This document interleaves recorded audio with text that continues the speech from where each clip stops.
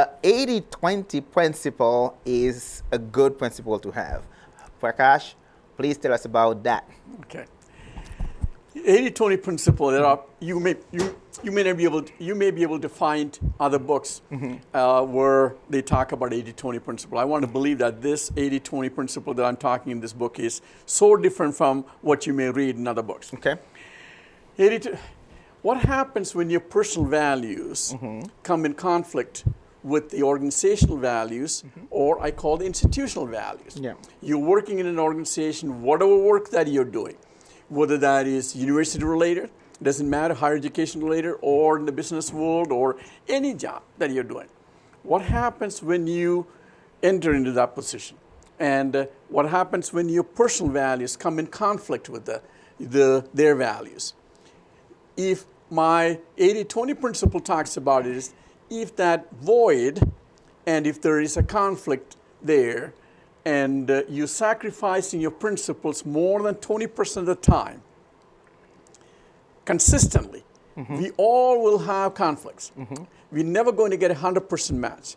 But if that conflict is more than 20% consistently, you're not in the right place.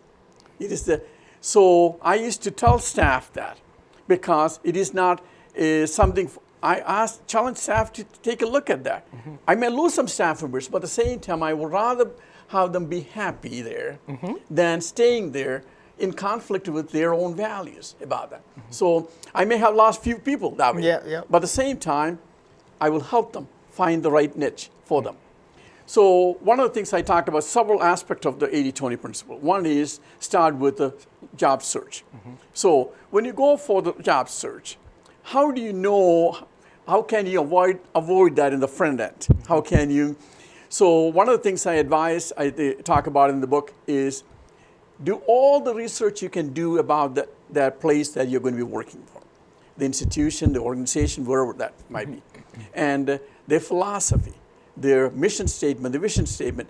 I tell you what, you're not going to read a bad mission or vision statement. So if you're looking for something exciting, you're going to find a lot of wonderful things. Yep. But the question is, also do the research to find out as to are they practicing those things.